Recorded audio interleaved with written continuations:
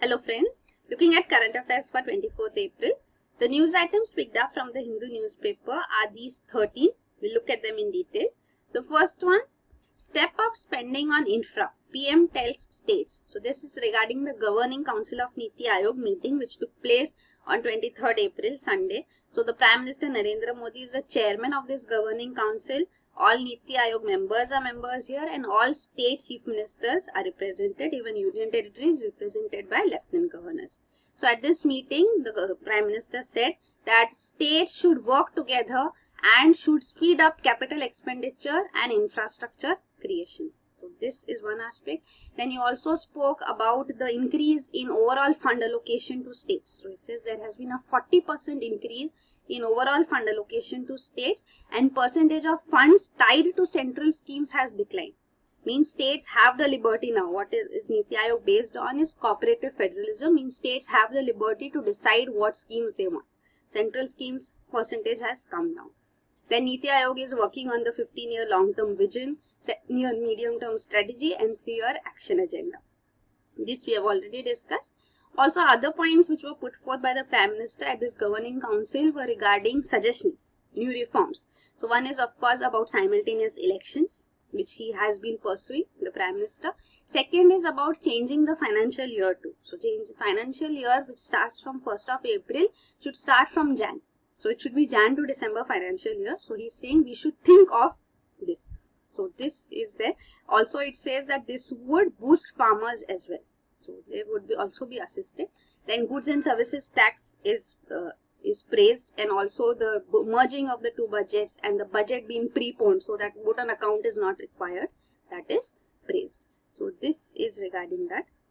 So here you can see Centre's 15-year policy vision. It projects India's GDP to grow to 469 lakh crore by 2031-32. So this is the 15-year vision as such. So this is there. Then next is one ministry for transport proposed. So this is again a proposal coming from the PMO. So the central government is now having discussions on this, that there should be a national level nodal body for all transport related matters. So this is the proposed Logistics and Integrated Transport Board. So initially work will be on improving interministerial coordination, and later idea is to have one single ministry also for all modes of transport. Presently, multimodal transport system is evolving in the country. So this is in that direction. Multimodal means various modes of transport in one system. So there are multimodal transport parks also as such being developed by the country. Multimodal logistics parks. So these are around 35 which are being planned as such. So investments of more than 50,000 crore is involved here. So in this context, we need such a body. Also, this has been recommended by this National Transport Development Policy Committee, which was chaired by Mr. Rakesh Mohan. So this report had come in Jan 2014. So it had stated that all of the nearly 100 largest economies, all the OECD countries, BRICS countries, they have a single Ministry of Transport. So this is there, but India does not have. So eventually we also want to move in this direction. So this is there. Then another point is, which is put forth here, is the benefit of this would be it will address competition aspects also. Competitions amongst various modes of transport. So if integrated single unified ministry would be there, merging all means we have presently aviation ministry, railway ministry, surface transport means road transport ministry, shipping ministry. So all these can be integrated, unified, so ease of doing business and trade internal, external would be boosted. So this is there.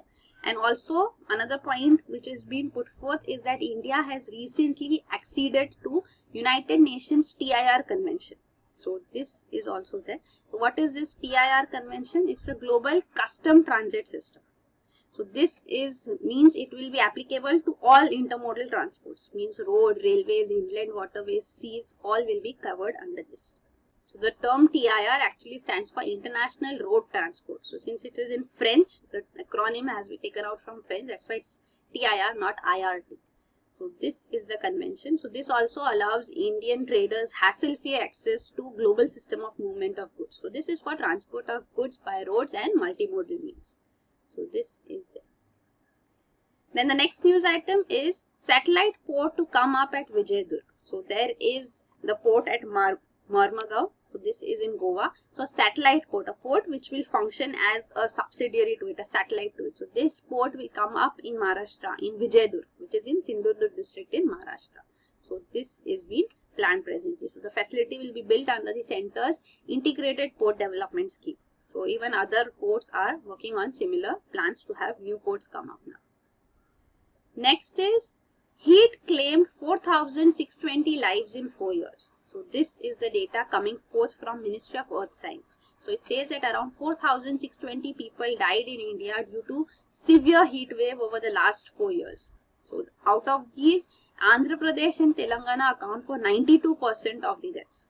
So this is the government data. So presently heat wave, severe heat wave have also been defined.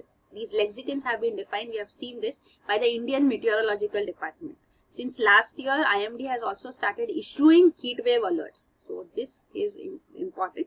So you should know heat wave. So heat wave can be declared in various ways. It can be based on the variation from the normal temperature. So if what is usual for that region, if the temperature goes more than 4.5 degrees Celsius, 4.5 degrees Celsius or more, then it is heat wave. So this is one way it can be declared. Another criteria is that it is a heat wave if the temperature is 45 degrees Celsius or more.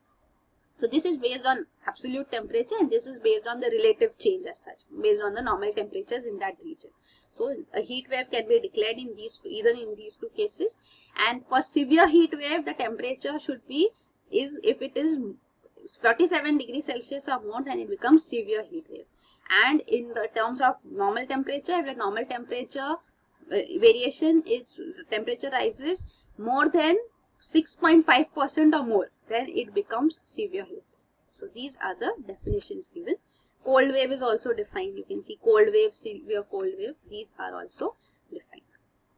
So this is the news. So this heat stroke, because of which deaths take place, hypothermia is what is caused. Means low temperature, because of temperature. So this is salt and electrolyte in the body deplete. Heat cramps may be caused, and it may affect the respiratory system, and that's what death can also take place. Then the next news item is Cyprus sees role for India. So this is regarding the President of Cyprus who will be on a visit to India.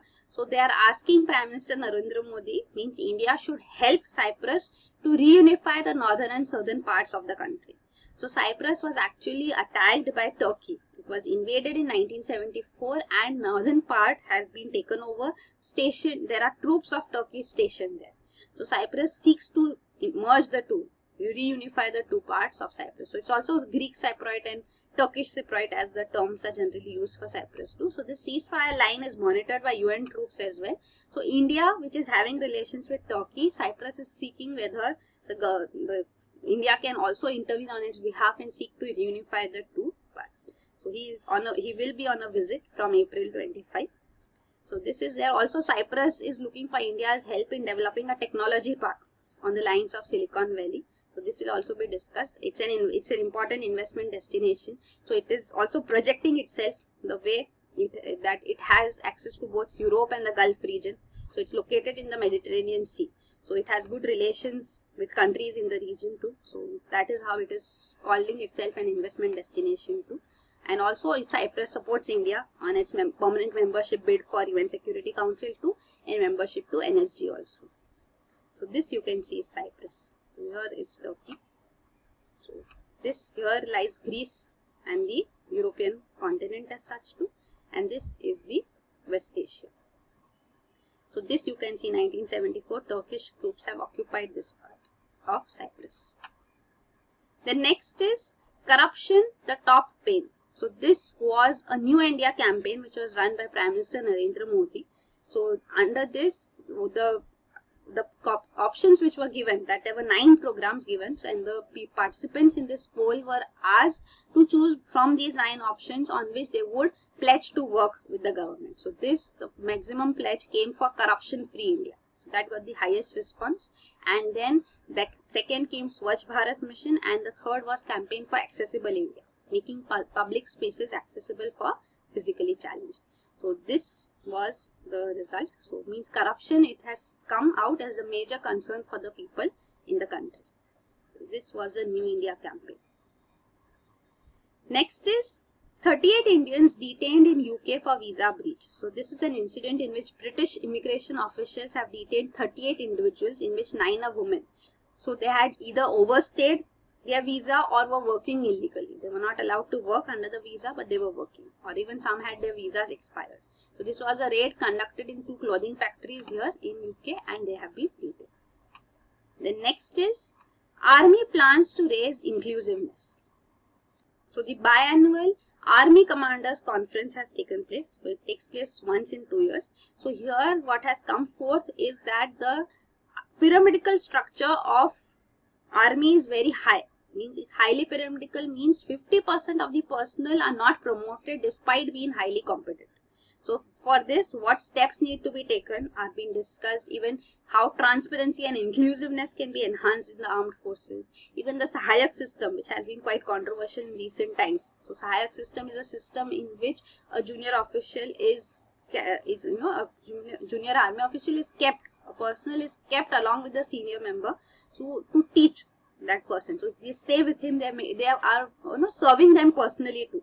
So these personal menial works which are made to be done by these armed forces personnel has created a furor. Many videos have come up about this. So this is also an aspect. So though the abolition of this system is not being spoken of, but looking into this matter is also required, and it was discussed. So this Sahayak system is a colonial legacy of course. So this is there. So this was the meeting. So the Chief of the Army, Navy and Air Force all also spoke about joint operation. So joint operational capabilities should be there. Dynamic of internal, external operational environment should be adapted to, was also highlighted. Then next is Australia wants a LEMUA now.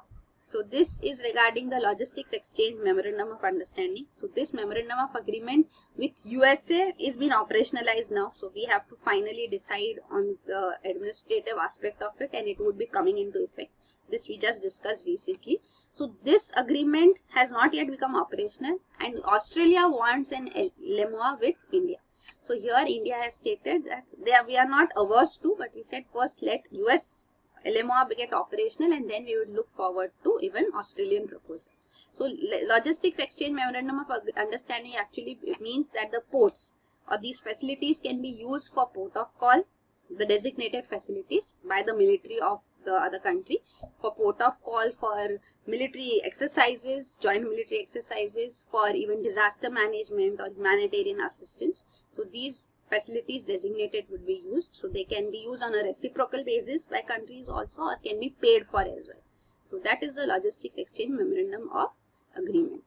So as India and Australia are also expanding their military to military cooperation, this is being sought by Australia. So in Indian Ocean region, the two countries play a major role in the context of even China claiming its dominance in the South China Sea and the adjoining regions.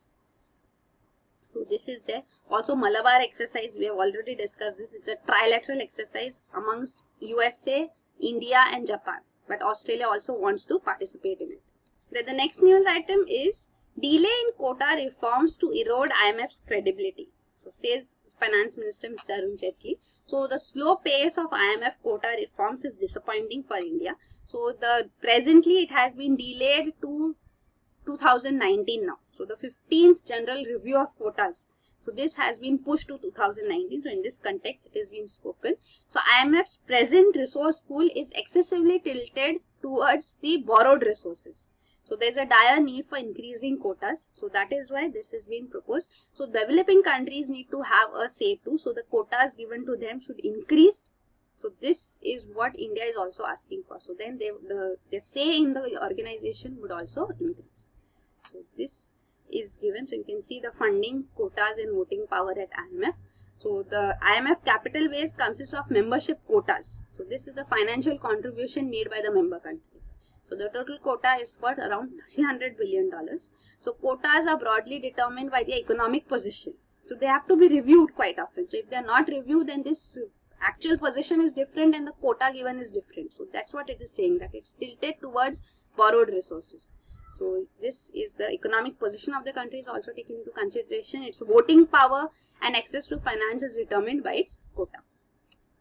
So this is the rankings which had changed after the last reforms which were done. So USA stays at number 1, Japan is 2, China came to number 3 from number 6, Germany went down to 4. So you can see here.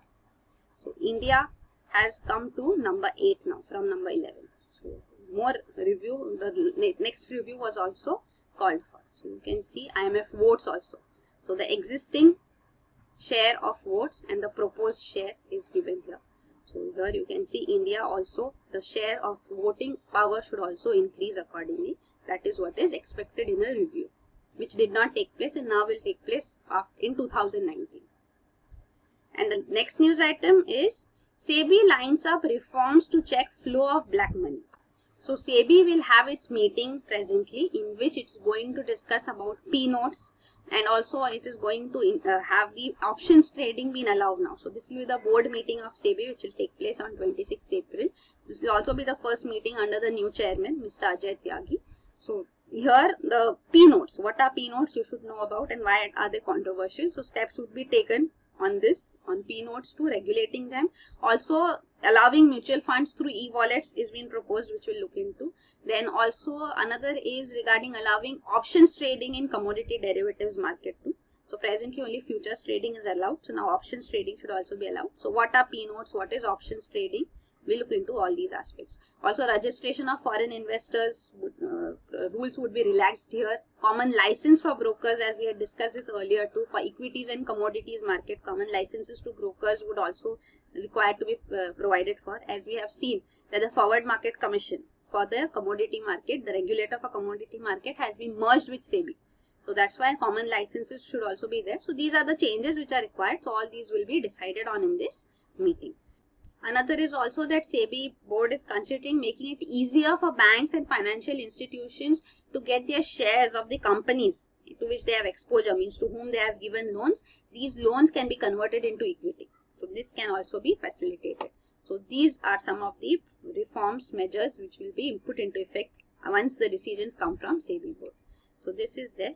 Then what are P-notes you can see. So these are offshore derivative instruments. So these are instruments through which investments are made. So you can see it's mentioned here. It's P stands for participatory. So participatory notes. So these are generally used by foreign investors. So they hedge funds to invest in Indian securities. So these are investments in the securities done through P-notes. So the name of the entity is not known. The person who is investing in these P-notes is not known. So that is the opacity which is there here. So they are not registered with SEBI themselves. Financial institutional investors are registered, and on behalf of P-notes, these FIIs invest into the securities. So this market is created, means it's bringing a lot of foreign investment, but the problem here is that the investors themselves are not known to the regulator.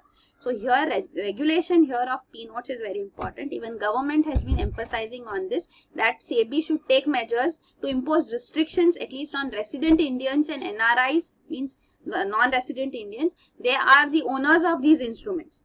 So they are the ones investing. So they are actually routing black money from abroad into India through this route.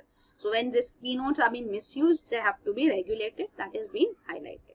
So here you can see regarding that. Then the options provision which is there on commodities trading. So presently only futures is allowed. Futures contract is allowed. But options can also be allowed in commodity trading. So what is So derivative trading on futures means that you have to, whatever has been decided on at a future date, the buyer has to buy, the seller has to sell.